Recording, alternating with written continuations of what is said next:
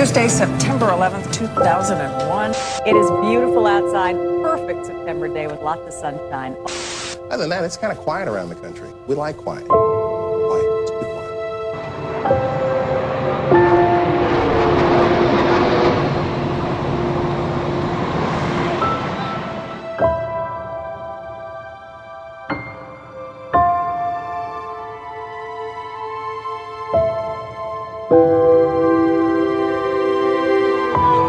Railroad, limited service, seeing subways, not working.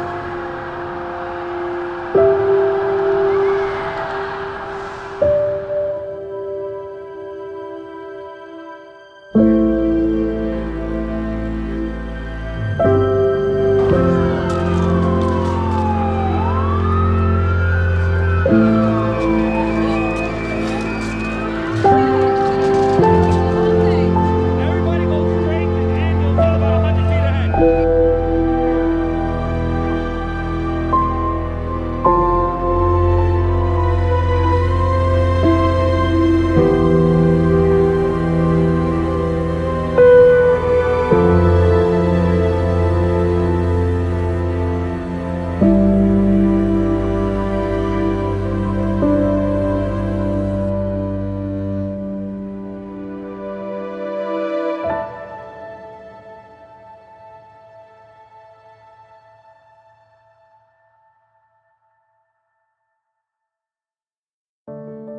I didn't know how easy and quickly you can actually be gone.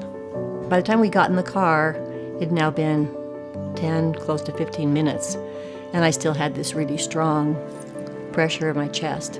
And I said to my husband, I know I'm going to end up with a stent tonight. Anytime someone comes in with a serious condition like chest pain, we always worry about what is the potential worst case scenario. They put all of the leads on and had me hooked up to a monitor, and the doctor comes in and says, you're in the middle of a heart attack right now. The interesting thing was, is as her transportation arrived, the ambulance, in order for us to transport her down to Utah Valley, once that arrived, her heart stopped. I could see that they were all busy, and I just felt like I was going to pass out. And so I just said, I'm going. And that's the last thing I remember. Because we had our entire team and we're all fully staffed and we all know how to manage these critical conditions, even though her heart stopped, we were able to immediately perform CPR without any delay. And then we were able to immediately shock her heart back into rhythm. And within a minute after that, she started to wake up and start asking questions again. Now, if she had had that same thing happen while she was driving down the canyon, she would have gotten just before Bridal Veil Falls and her heart would have stopped. And I thought about that, and my husband here trying to get me there as quick as he possibly could, and all of a sudden I pass out, and does he pull over? Does he try to give me CPR that he doesn't know how to do? Does he call for an ambulance? Does he just keep driving? And 10, 15 minutes later, he pulls into the hospital and I'm gone. I just hate to even think how that could have gone if we had made that wrong decision. If I can do anything today, it's to encourage people. We have a great hospital here, and we have great ER doctors that's their job, to take care of us in that emergency situation, and they know exactly how to do that. I live right next to the mountain with my family. I have 7 kids and my husband, and we live close to my in-laws that live right there, and lots of wonderful neighbors. And this fire was huge. I'm sure lots of people remember it. When we drove home, of course, we saw this big fire on the mountain, and we're kind of in shock and a little bit worried. My kids were very panicked when we drove home. We got to our street, and it was cresting over the mountain right as we got to our street. So the minute we parked our cars, we ran. My husband and my older sons ran towards all of our animals, our livestock, but right when I got there, there was a car in my driveway of a neighbor who did not live close to the fire. She helped me go into my house and just grab things. I just started grabbing things. And in walks another lady. There was no knock on the door, no doorbell, just in walks another lady that we have known before, friends from a long time ago, but had come just looking to help. These two women just helped me gather things, and we just shoved things into my car. My phone was ringing like crazy. People were calling. And in the moment, I remember feeling just a little bit of a kind of a shock. I can't believe this is happening, but also we are in really good hands. I'm in really, really good hands. There are so many helpers right now. I know that my little kids now at this point are safe. They're gone. We have now had an evacuation order. So people are leaving, people are trying to get their animals out. And the next thing I knew is here comes two boys, two high school kids. I don't even know who they were, running up the driveway. I don't even think they had shoes on. I don't even know. They were running up the driveway and they said, "Hey, are you guys good?" And we said, "Yeah, we were good. It's all under control." And then they left. And they went up the street on the way to look for other people that they needed help. We saw another guy running up the driveway. A closer friend ran up the driveway to see if we were okay, and he did the same thing. He just kept running. The streets were closed at this point, so that's why they were running. But people had parked outside of the zone of closure and run in to see if they could help. Load things, move people, move cows, move horses, whatever. And I remember just standing in the driveway and just almost in awe of, here's this big fire. We're at the feet of it right now. But because of all the response from neighbors and how well it was taken care of from the first responders, the firefighters and policemen, we felt so safe and so secure. But they were always there. The firemen they stuck around for a while, and it was such a reassurance for me because I could see hot spots on the mountain just right behind my house. I could sleep at night because they were working, and they did such a fantastic job. And having all those people come in and want to rescue us and help us, it just showed us how important a community is and how important every little effort and every little ounce of help that you give someone, how much it matters. It was a night that I remember. There was some fear, but with fondness about how a community came together to help people who needed help. They didn't ask if they could come, they just came. And it was incredible. My story today is about first responders.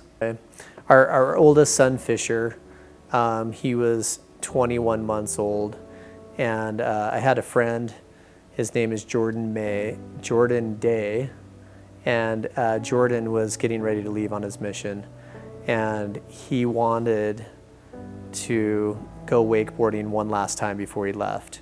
And so I went to the lake, I got the boat ready to go. He came down and helped me, and my wife was at work, and our 20-month-old Fisher was my responsibility that day.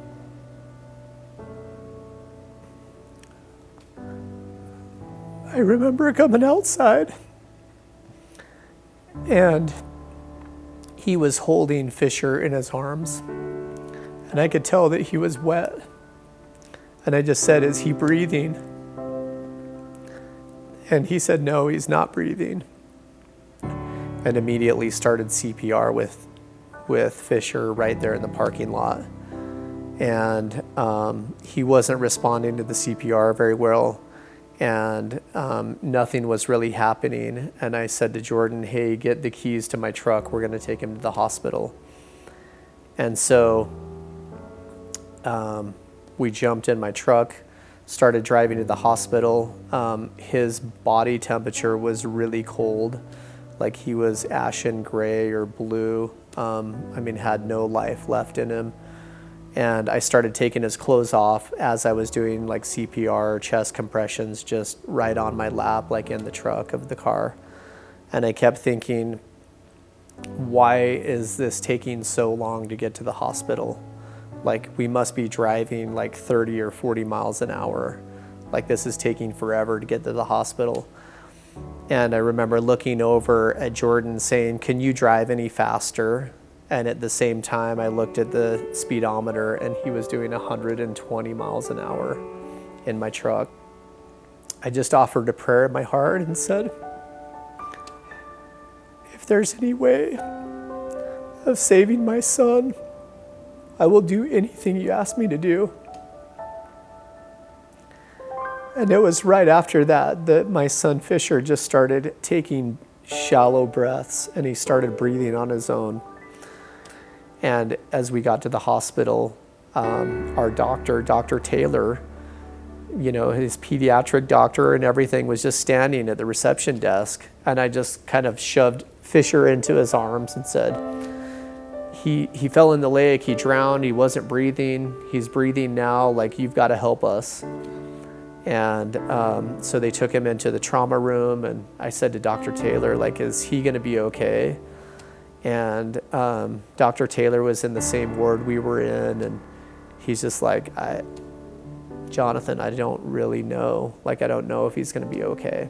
We gave Fisher a blessing right there in the trauma room, and we put him on the helicopter, you know, wrapped in blankets and oxygen and IVs and all of that stuff. They sent him off on the helicopter, and I just said, is he gonna be okay? And Dr. Taylor was like, I don't know. I'm not really sure.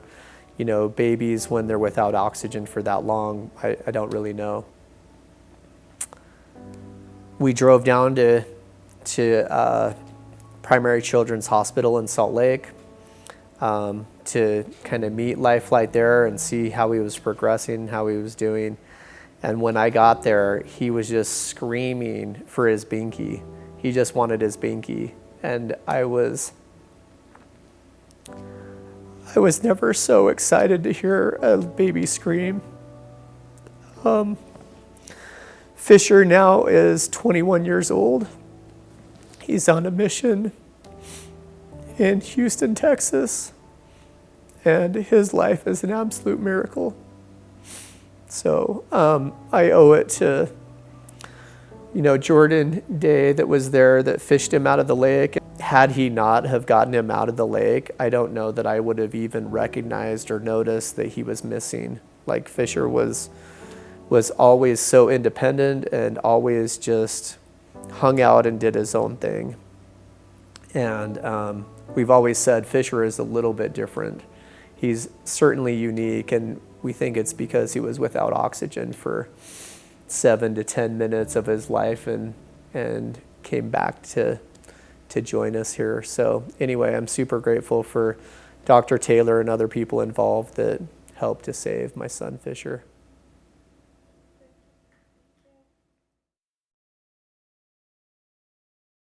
I was going to mention about first responders in my life.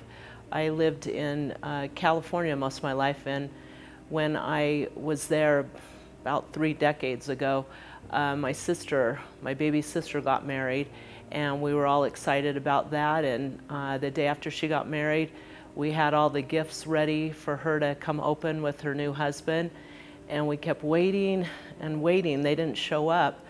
And my parents, where this function was at, lived right near a hospital in kind of a busy suburb of Los Angeles. And we heard some sirens, but didn't really think anything of it because we were near a hospital. And a few minutes later, a knock came on the door. And I went over and answered it. And my sister's friend, childhood friend, looked really anxious. And she goes, Janine, I hate to tell you this, but I think Bonnie and Scott were in an accident up the road. And I just started going, what? And so we tore out of there and ran up the road, only to be in shock to see a car that said, just married, smashed into a wall. And we all just took a breath and saw all these first responders all over the car, and a drunk driver, his hands in his head, upset about what had just happened. and they were taking the jaws of life to get my sister and her new husband out. And it was just really humbling to watch them and to hope that everything was okay. And luckily, they were able to remove her and my brother-in-law. They were very out of it. He was bleeding crazy. Thankfully for airbags, they were okay. And he had 45 stitches to his head. My sister had extreme concussion, doesn't even remember being hit. And they ended up going to a trauma hospital, and with a lot of prayers and miracles, they healed. Just thank you, first responders. Thank you for choosing the field that you did, and thanks for not hesitating to help those here in Heber Valley or anywhere you serve.